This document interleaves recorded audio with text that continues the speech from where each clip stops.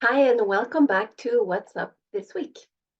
So, the best way to ensure you have a life of lasting vitality and well being is to get educated on the natural ways to health. Today, we're diving into one of the most important health issues men face prostate prostate health, specifically benign prostatic hyperplasia or BPH. You received an email about that. There's an article also in my wellness center. So the title of the email is The Risks Skyrockets to 40 to 50% in men over 40. And if you don't have an account, you can create it. It's free and it unlocks the access to trusted resources, expert interviews, and more. I'll put the link with the video.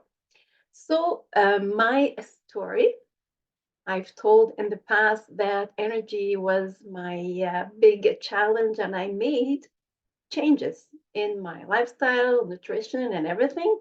But the thing is, I'm not the only one who made the change, but because often the woman in the family usually influences the other people in the family, and that includes the husband.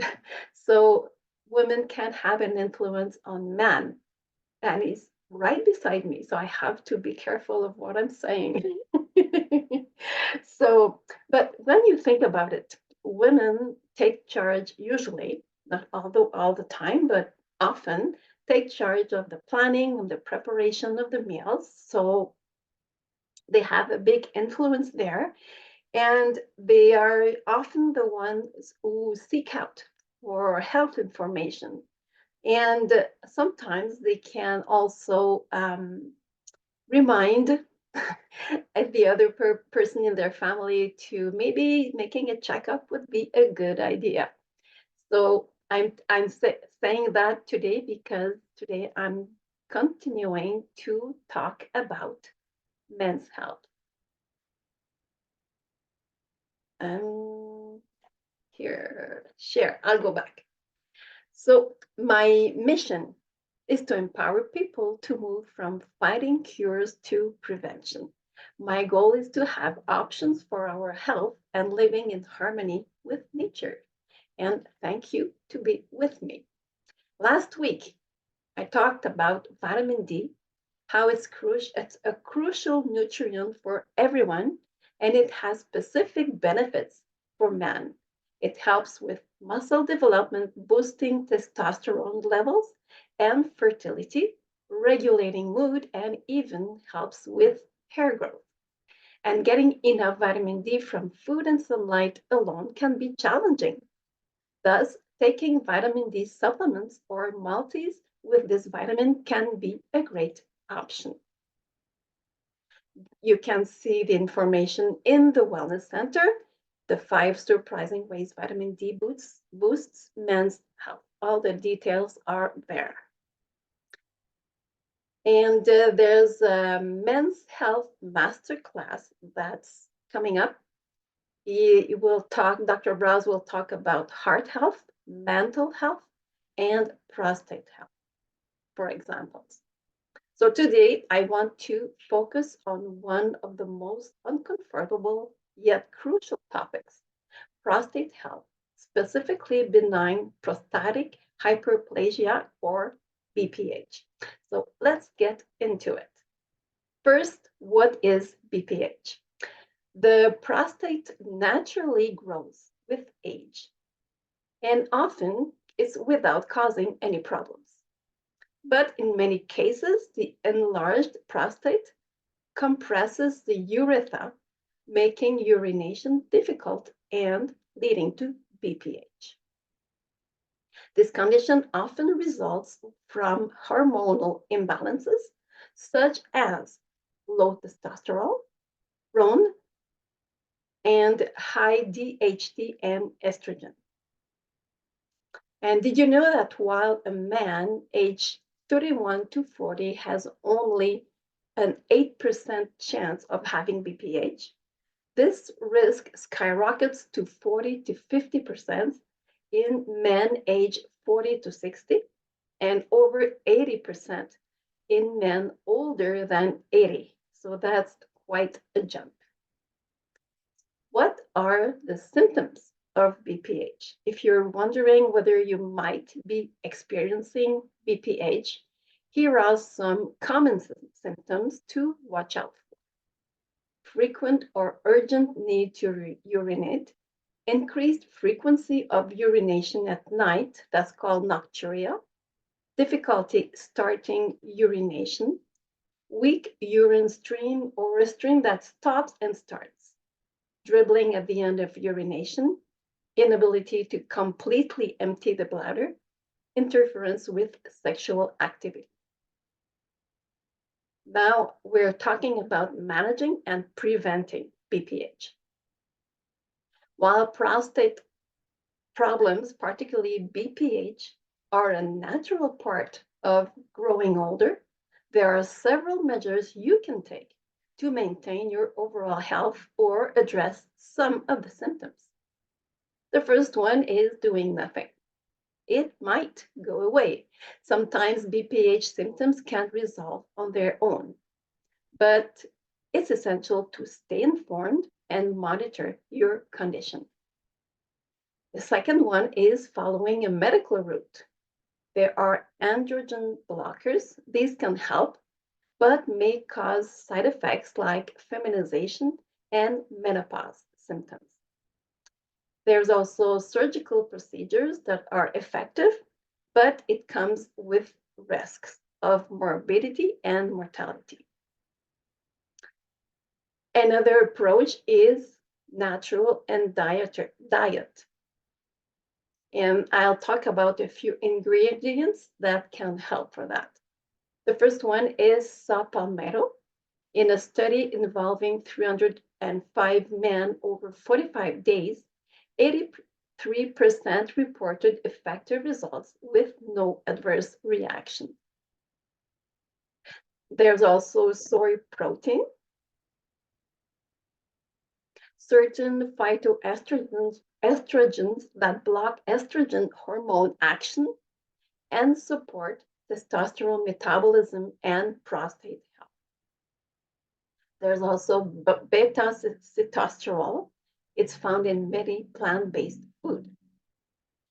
Zinc is another one. It inhibits 5-alpha reductase from converting testosterone to dehydrotestosterone. Don't ask me to explain it. It's big words, but that's what it does. There's also testosterone therapy.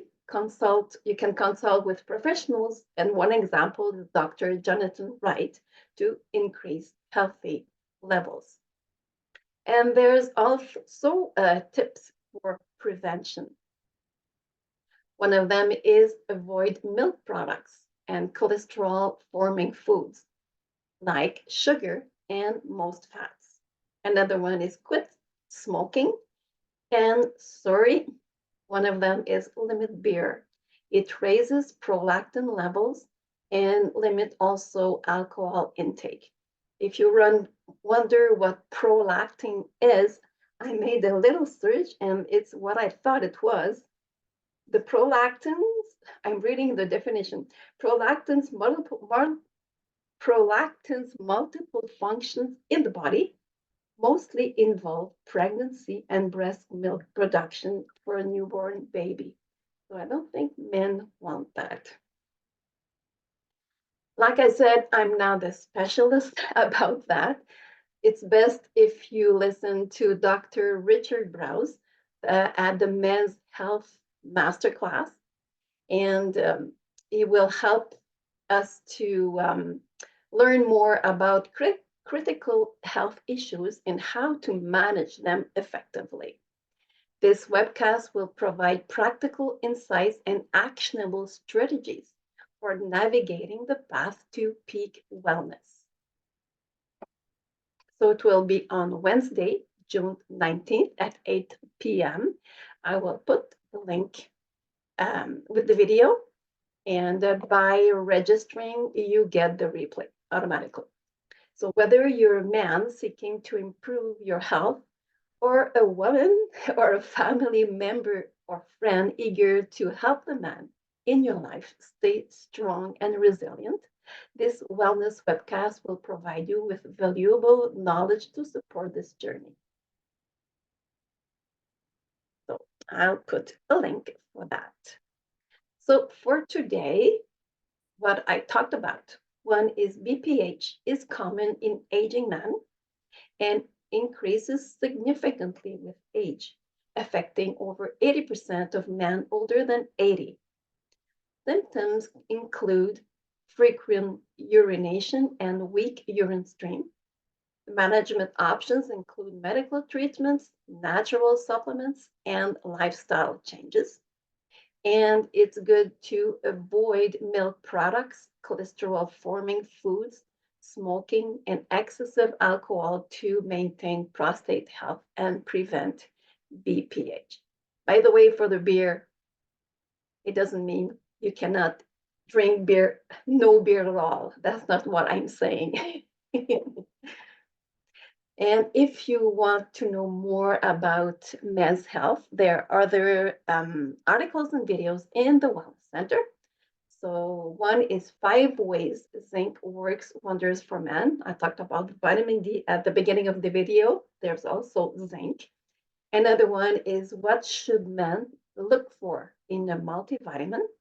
And there's another webcast that has been done on men's health.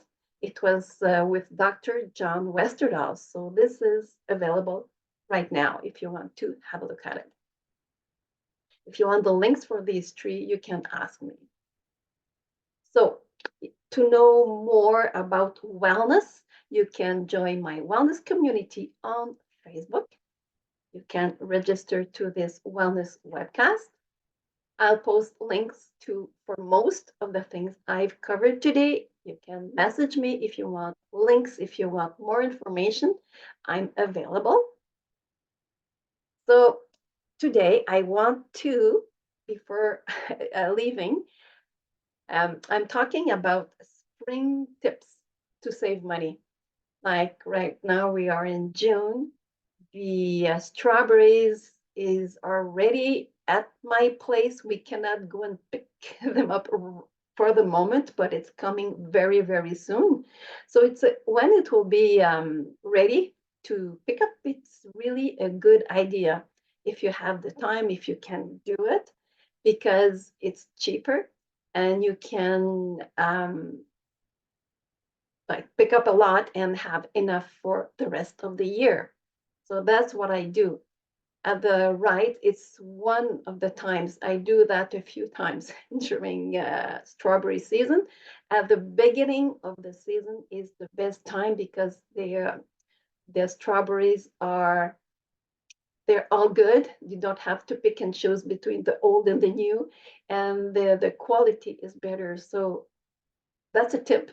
Go at the beginning of the season. It's the best time to go. I have a lifetime experience about that. And also in spring, there's a lot of plants growing. At the right here, I'm not sure if the good right in French, it's chou gras in French. In English, I think it's called white goose foot. If it's not, please tell me. And these grow everywhere.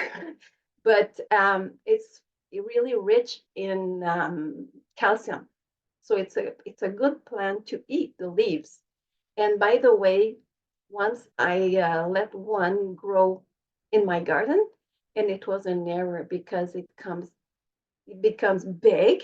And the other thing, it makes a lot of big roots that interfere with the garden. So don't let them grow big. Like you can take what you want and like remove it from there, and there are other that will or cut it, but I wouldn't let one grow in the garden, especially because it competes with the other plants. At the bottom is the mullein, I think it's called. It grows on my property too, I cut the leaves and make teas with that. And I also dry them. And apparently it's good for lungs. But I'm not herbalist. And for any plant, I never use an extensive use because I don't know what their properties are. So I'm always use moderation, like they say. And if you're not sure, check. Because plants have properties. At the right is rhubarb. It grows magnificently, if it's a word, in my garden. So it's a good time again to stock up for the rest of the year. I make recipes with rhubarb at this time of the year, and it's free. If you don't have a garden, maybe you could go to a community garden. I'm I'm anything can you can grow. Well, it's free, and just make sure like these flowers I purpose I it's there on purpose just to show you. So this has to go out to help the plant. And also when I harvest it, I never harvest more than 30% of the plant to for the plant's health again. Because in the past, somebody came and I let the person take everything that was there and we thought it will grow up again. And no, the plant did not like it. So just for you to know. And by the way, the wild plants, like I see, like the white goosefoot, or mullein, or any other plant, I wouldn't pick that up in a park or in a place where there are herbicides or stuff that to kill something, a bug or a plant, because I don't want to eat that. So I have the chance to have a property where I can do that. So just make sure it's a safe place to pick it up. And okay, that's another one. Oh, it doesn't show. Okay. I wanted to put a share screen here. Okay. Sorry for the whoopsie. I took a picture, but only part of it shows. At the bottom, you're supposed to see a rhubarb pie that I made. It's not there.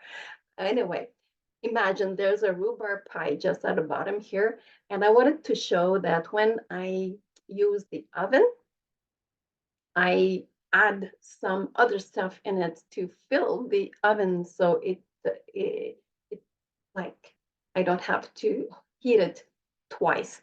So that's a saving tip that I wanted to add. So, and I love squashes. I use them in vinaigrette in my salad. It's really yummy. Now I'm done. So thanks again for watching. I hope what I say helps you one way or the other. So see you next time. Thanks for listening.